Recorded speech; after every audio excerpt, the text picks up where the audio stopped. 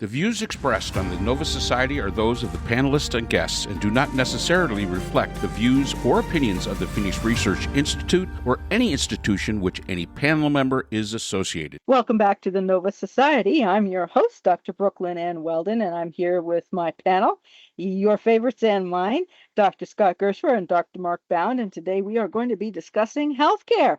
And we have a very interesting, apparently alien technology, according to Trump, although he did take his video down, with a med bed that will regrow your limbs, and I guess it will regrow internal organs, and it's going to do all kinds of things, just like the Star Trek bed and all sorts of stuff. And Trump apparently did not even know that he was advertising something through AI, and when someone realized that this was completely AI generated, they took it down. But initially, Trump had retweeted it or rebleeded it or whatever it is. And so we have Trump RX. And that's the type of healthcare we're going to get. We're all going to get a card, apparently, but select people will get it first, according to a non-existent Fox News. And Fox News, actually, they had to go on and say, we never actually said this. This is totally AI generated. That everybody would get a brand new card that would give people access to totally brand new hospitals in the United States, and we would each have access to our own med bed that would cure everything and give people perfect health. I'm in. So my hope is that the med bed can help me grow my hair back to its original 1970s luster and length. So if I could do that, I'm all in. I'm good. Well, we could do that with AI. I think that would be a hoot. We gotta get us a picture. You now with the hair you had when you were 16, 17 years old? All the way up till about, I'd say 30. I'm 35. I had the blonde golden locks. It was down to the shoulders. Oh yeah. I never did see your baby pictures. So, all right. So before we'll talk about med beds. We'll talk about healthcare in general. But there's a really interesting thing about this med bed thing that resonates with some other stuff. And that has to do with Portland and the fact that Trump wanted to put troops in Portland, which may or may not be on the table right now. And he was talking to a reporter, Yamiche Alcindor. And he said, well, I'm rethinking Portland because apparently people aren't seeing the same thing I am. And my people came to me and they said, Portland's not that bad. And I said, aren't you seeing the same thing I am? And what he's talking about is that the night before he announced that he was going to send troops to Portland, he was watching Fox, and Fox had a story about the mayor of Portland wanting to kick ICE out of Portland. They had overran something, done something that was not in their contract with him, and he wanted them out. And there were protests in Portland all the time now. And what Fox had done was, because the story was a little flat and not exactly sexy enough for them, they intertwined footage from 2020 from the George Floyd protests, which included like people setting things on fire and people getting beat up and all kinds of stuff like that.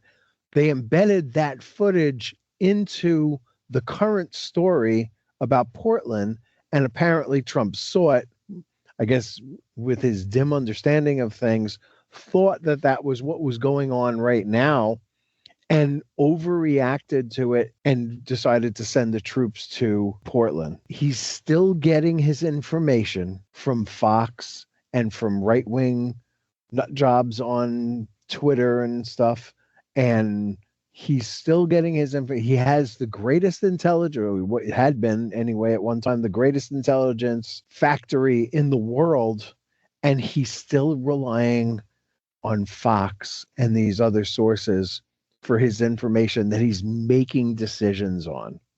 And MedBeds is another example of that, because he retweeted something that I guess Lara Trump, his daughter-in-law, had on her Fox show, which I didn't even know she had, which is a Shonda for the Goyim. And it is all about some kind of Tesla biohealing medbed thing that doesn't exist, but is I guess an idea that somebody at Elon Musk's idea factory came up with, or something. I don't know. Like maybe it has nothing to do with the Tesla, the car, and it's just the same name. But the idea is that these beds, you just lie on them, and it heals you. Trump believes what he sees on Fox, and so he put that out there that our healthcare concerns are over because there are going to be med beds, and even if you lost an arm, you can lie in a med bed and your arm will come back. It would regrow your arm and restore you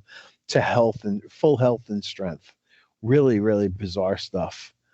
But number one, I mean, can somebody like in this president get a real news source for once instead of the crap that he's watching, and instead of relying on his intelligence or the FBI or reasonable sources, he's always going to these sensationalist fake news sources and believing everything he sees. So I'll stop there and then we'll get back into the healthcare conversation. Yeah. And this is the guy that has his hand on the nuclear weapons. I mean, yes, true. Oh my gosh. Like I said, hopefully I will get my hair grown back. I'm truly hoping, but I don't see it happening. I always like, when I bring something like this up, and it's just a little bit off the topic of that. Whenever I bring this up to people that I know here in South Carolina, it almost is a full body workout watching them tie themselves up into knots to be able to explain why any of this stuff shouldn't bother us. It is truly amazing to me how they do this. And I guess my attitude is that, if med beds were real, that'd be great. That'd be absolutely great. Absolutely. But I mean, maybe we ought to take some money. If there's any possibility of this happening, take it out of the military or take it out of anybody and, maybe make this happen. But something that Scott said before we started this conversation, and he asked a very interesting question. Why do Republicans hate healthcare so much? Why are they so against it? Why do they see this, when somebody says, it should be a fundamental human right, healthcare, why are they so against it all the time? I don't understand it. They cut Medicaid. This is a vulnerable population. If you want Medicaid, you have to be at a certain income level to be able to receive this, what they call entitlement. But the fact is that, isn't that what it's supposed to be about? Helping the people that can't help themselves. Why are they so against it? Why are they so against vaccinations? Why are they so against, having qualified people at the NIH or at the CDC? Why are they so against all these things? And it absolutely amazes me. Now we've got a president who is talking about med beds, which would be the epitome of healthcare. I mean, you want to make gazillions of dollars? Create a med bed. You'll make gazillions of dollars out of everybody. You want world peace? Create a med bed and say to those countries, all right, everybody stop to knock off the bullshit. We're going to give you med beds instead, and all your people are going to be fine. But for some reason, the people, the Republicans are just so dead set against it, of anything that benefits society, at least that anything that people that are of the liberal attitude, or even people such as myself, which are the moderate attitude. I don't have a problem helping out people that can't help themselves. I really don't. I always say my wife and I have been very lucky in our lives. And yeah, there's a responsibility there as a citizen, as a human being. So I truly don't get it. But then we get Trump. And again, I honestly think Trump RX, when I first saw that, I said, this is an answer to what's called Obamacare, because it's always known as Obamacare. There's the act that it is, but everybody calls it Obamacare. And Scott's made the great point that the only reason Trump wants a Nobel Prize is because Obama has one. Well, now he wants something in there with his name onto it. You're going to have a card in your pocket that's always going to remind you of Trump RX. That's so narcissistic. He didn't care about helping you. And anybody that thinks he does has to look at his party's policies. They've never been pro healthcare. They've never been pro helping somebody, that's less fortunate. They've never been all about, it's all bootstraps. It's all Reagan. Pull yourself up by your bootstraps. Yeah, easy to say when you were in Hollywood. Easy to say when you were the governor of, and you've always had this great job. Easy to say. But we're talking about not too many people have those opportunities. And I agree with Scott. I've never been able to figure out why they have such an aversion to healthcare. And I wish I did, but I just don't. I can't tell. I remember talking about this with the CEO of the company that I worked for in Germany. And he said, we've pretty much straightened this out in 1870, and you guys still haven't figured it out yet. What gives? And I didn't know at the time, I was like, I really wish I could tell you. At that time we had the Obamacare. It had passed. It was constantly under assault, as it is now. But the UK passed their National Insurance Act of 1911 that provided medical care for everyone in the country, or at least their workforce. I think they added mothers and children later. In 1912, Teddy Roosevelt tried to get health care covered, but he ended up losing the election. FDR tried, but the AMA was against it because they thought that it would undermine the ability of doctors to control healthcare, and that they didn't want that to happen. They didn't want the government to do it. So they are the ones, the AMA, that came up with the term socialized medicine. But it seems that like every time it had come up in the United States, that it was conservatives or Republicans who opposed it. It continues down to this day, where they seem to have this. It seems bizarre to say, like that you got to pull yourself up by your bootstraps, or that real men don't need health care. Rub a little dirt on it, and that's all you really need. And that kind of thing. I was like, ridiculous. In 1965, we got Medicare and Medicaid. If you look at those votes, I guarantee you those votes were not overwhelmingly positive on the part of Republicans. Obviously, Hillary Clinton was, completely pilloried for trying to work out a health care plan that would have been, I believe, a public option plan.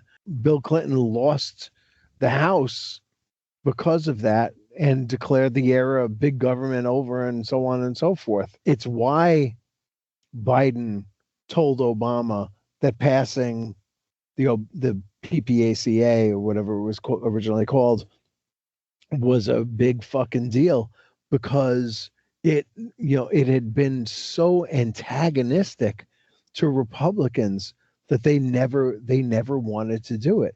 Well, we live in an older society, a sicker society. Our water is no good. Our air is no good. Our food is no good. Instead of having all these small bits of healthcare for veterans, and healthcare for really old and poor people, healthcare for this person or that, and have the worst cases covered by the government, right? The sickest people, the oldest people, the poorest people covered by the government, which I think actuarially is a really bad deal for the government. We cannot get a national healthcare plan that covers all of that and doesn't blow, I'm going to guess, $100 billion hole in the budget by providing tax incentives to employers to offer their employees healthcare insurance that gets worse every year and still undercuts the budget. They still take those tax breaks, and they're not good plans anymore. At one time they were. The best plans I've ever had when I worked for the government, and yet the government doesn't want to provide that for everybody else. So it seems incomprehensible, and they're making up these lies right now. talking about how the Democrats want health care for illegal immigrants. Like that's what they settled on. Everything gets blamed on illegal immigrants. They're the Jews of today. And they're and it's not true. Apparently, I mean, you can look this up yourself. It is not true, and yet they insist that that's what Democrats want because they know that it resonates with the American people, xenophobia and hatred of the other, and that they would never want to go for that. But they don't understand that they're hurting themselves, they're hurting their children, they're hurting their parents, their older parents, and that we really need to reform healthcare, and at some point or another over the next, I'm going to say 10 years, when this nonsense with Trump is over, there is going to be a national cover everyone healthcare plan because healthcare is a right for everyone and we need it. So Scott, go into the chat of what we're doing here. You asked for it. I asked for it. I never look at the chat. I did hear it dinging. Yeah, that's what that was. Well, aren't the now because the government has Hold on, Brooke. Hold on. What are you laughing at, Scott? I'm laughing at the frame. Is that like a wooden frame? Like, Is this from the Middle Ages? This is from the Middle Ages. This is 1976. This is high school? Yep. Handsome young fella. You have a mustache? I can't really tell. I had a mustache. It was blonde as shit. You couldn't tell. Damn. Yeah, no kidding. Very nice. See, there you go. All right, go ahead, Brooke. Yeah, I was going to say, and now because of the government shutting down, because of the way the so-called big beautiful bill has been written, the ACA, the so-called Obamacare, the Affordable Care Act, the credit that people got that were being used to help fund a person's health care bought through the marketplace are going to expire. And as I understand it, people's health care costs, the premiums, are going to be going up in some cases by 50%, 75%, 80%, and people are simply not going to be able to afford their health care. That is going to be catastrophic, and that will start January 1st. So I don't really know what happens with people's health. I mean, clearly the Republican Party and Trump, I mean, they don't care, as you say, and they've never cared about it. And it's horrifying. And Trump also wants to make people who do work for the federal government, he wants to eliminate their health care coverage for anybody who survives all the purges. Have you heard any more about any of that? No, I guess my thought is what we could do for healthcare and for the health of the American populace and for the infrastructure of the American, our continent here, our country. If we spent only half on defense against most of the countries that we're aligned with anyway, if we just took half that money and put it into healthcare, if we just put it into infrastructure, it's amazing the stuff that we could do. And the fact is that we don't. Oh boy. So if anybody's wondering, Scott and I are sending pictures of us in high school back and forth to each other, which is just hilarious. Anyway, I always look at it like the stuff that we're spending money on. How much does it benefit? Well, we got to have national defense. My God Almighty, if we don't have enough right now, what the hell do we need? I mean, who in the hell are we afraid of? It boggles me. And when and I agree, because I spent enough time in Europe, right? And I would fly into the Frankfurt airport sometimes, and I'd be like, my God, why can't we have an airport like this in New York City? It is a magnificent place. I mean, you could spend like a weekend in the airport, the hotel, all the restaurants and stores and stuff like that. And then if you want to go somewhere, it's attached to a train station, which is like state of the art also. And by the way, I mean, I took the train down to New York City from Connecticut yesterday. You could lose fillings on that train. In Europe, in Germany, you could be going like 170 kilometers per mile, and you have to look out the window to make sure that you're still moving, because it just seems like you're like sitting there. It's like you're in your living room. It doesn't feel like you're moving. And here the tracks are bumping and you're slamming back and forth in your seat to the person next to you, and you can't, God forbid you should ever have to stand up for the entire time. You'd really be losing it all the time.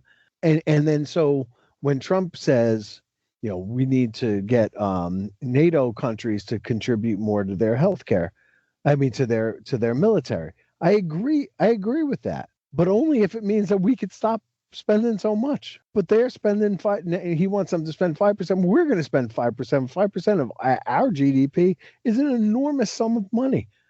And I don't understand. There's never like a peace dividend here, or NATO is stepping up so we could step back. Let's not spend so much money on the military and spend a little bit more on the people here and make sure that we live in a healthy society. Seems like a no-brainer to me, but yet it does not happen. It's not happening.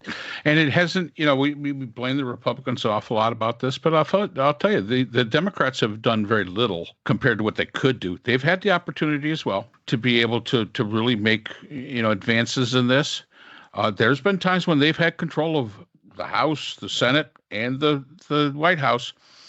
And it gets talked about, but it usually gets talked about when you're at the disadvantage of numbers, when you really can't do anything about it. That's when we're going to talk about it all the time. When, bottom line is we're going to play lip service to it, but we're going to tell you, listen, there's nothing we can do. It's not our fault. I think that's one of the reasons why, and we were talking about a previous podcast, so many Democratic voters are saying, stand your ground. Enough of that. But let's face it, Democrats, if you get back, if by some stretch of imagination, with the way things are gerrymandered, you're able to get back into power, there's going to be people expecting you to do shit. You've been talking about this for a very, very long time. And they're going to start expecting you to, get out there and actually do something. So that's where the rubber meets the road. And healthcare should be something. We're in the 21st century, for God's sakes. No one need die because they can't get health care, and no one need go broke. And I've told this story before. My father and my mother did very well in their lives. And my father passed away at the age of 73, and I was up in New York, helping my mother with making the arrangements and stuff. And then the phone rang. And it was the insurance company, and they wanted to talk to my father. And I said, I'm sorry, my father's passed away. And the woman goes, oh, well, she goes, okay, we're waiting for the stuff to come in then. And I said, well, what did you need? She goes, well, we wanted to tell your dad that his health care, he had maxed out. He had totally maxed out. $5 million he had maxed out. He had been sick for quite some time, in and out of the hospital quite a bit. And she goes, I dread these calls, but I had to tell your father that he was maxed out. That would have meant, if my father had lived, that they would have had to sell their house. They would have had to sell everything that they owned to be able to pay for the health care. And who knows how long that would have gone. And it's a terrible story, but it's a telling story. That, again, my parents did everything they were supposed to do as citizens, and they did everything they were supposed to do. But the fact is that he had been sick for, I think it was about 7 years. And he was COPD, and he had a couple of different things, and he had leukemia. When the girl called, she goes, I had to tell him that was it. There was no more insurance. And that included, and of course he was a veteran. So he did have veterans benefits. He still had those, but not for the care that he needed. I wasn't going to step up for that, because I asked her about it. I said, well, yeah, but he's still got his veteran benefits. And she goes, yeah, but she goes, good luck getting the treatment he needs. Good luck. That system is so overtaxed right now that he'll wait a lot. And because he's always used the private system most, he goes to the back of the line. And she goes, I hate to say that, but she goes, that's just the way the system works. Those people that have been using the veterans benefits all this time, they're first considered.